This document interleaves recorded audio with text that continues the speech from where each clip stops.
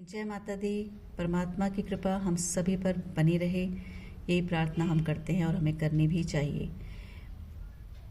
सबसे पहले मैं बता दूं, इट्स अ टाइमलेस रीडिंग। जब भी आपको मिलती है, जो भी इस रीडिंग तक आएगा, अगर आपसे मैसेज रेजोनेट करे ये रीडिंग, तभी आप अपने पास रखिएगा, अन्यथा इसे आगे जाने दीजिएगा। ज़बरदस्ती अपने साथ इसको रेजोनेट ना करिएगा। पर जब मैंने ये कार्ड्स निकाले, मैं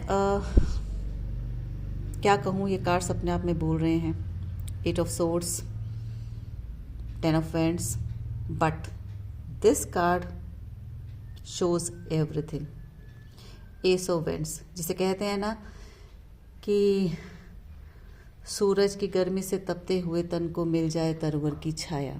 एक भजन है बहुत सुंदर।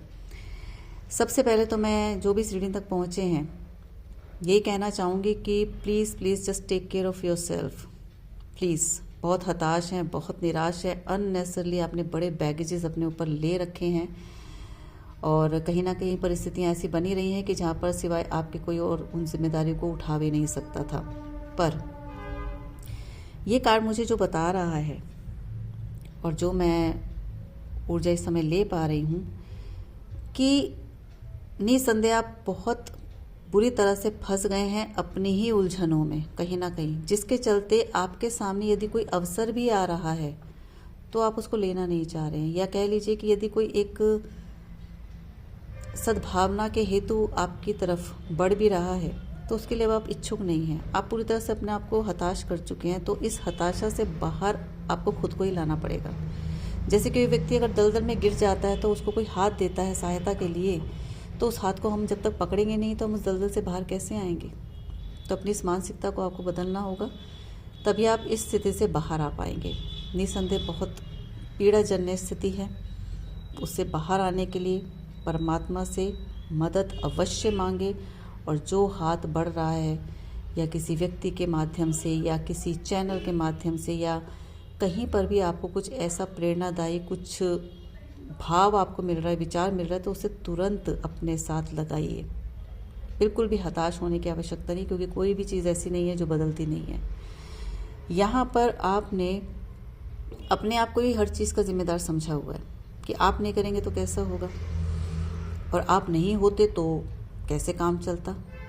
तो ये यहाँ पर आप इतना थक चुके हैं, इतना थक चुके हैं कि आप मानसिक, भावनात्मक और शारीरिक रूप से बिल्कुल निढाल हो चुके हैं। तो कृपया करके अपने ऊपर करुणा कीजिए, कृपया करके अपने ऊपर करुणा कीजिए और ध्यान से महसूस कीजिए कि आपने जो अननेसेसरली बैगेजेस अपने साथ लाद रखे हैं, जिसकी आवश्यकता नहीं है, या ऐसे लोग जो आपको नहीं जान रहे, आपकी वैल्यू नहीं कर रहे हैं, फिर भी आप उनके साथ, उनके बीच में घुसने की कोशिश कर रहे हैं, नहीं, हट जाइए वहाँ से। और जो ये तीसरा कार्ड आया है, जिसने पूरी आशा की किरण सामने ला करके खड़ी कर दी है, एस ऑफ वैंड्स। आपके पास अवसर आ रहे हैं, उन अवसरों को लेने का प्रयास करें, लेकिन कब करेंगे? जब आप इस मानसिकता से बाहर आएंगे। उसके लिए आपको खुद बाहर आना पड़ेगा। परमात्मा ने खुद कहा है कि मैं आपके भीतर हूँ, उठो तो सही, अपनी मदद खुद करने के लिए आगे बढ़ो तो सही। आपके पास ये मौका आ रहा है, लेकिन जल्दबाजी भी नहीं करनी है और इस अवसर को छोड़ना भी नहीं है। इस बोझ से, इस हताशा से, इस निराशा से, इस नकारात्मकता से आपको अपने आप को बाहर लाना ही है। और वो कैसे लाओगे? परमात्मा का नाम, परमात्मा की याद। आप उनकी गोद में हैं। क्यों भूल जाते हैं? क्यों आपको लगता है कि आप अकेले हैं? ये अदृश्य रूप में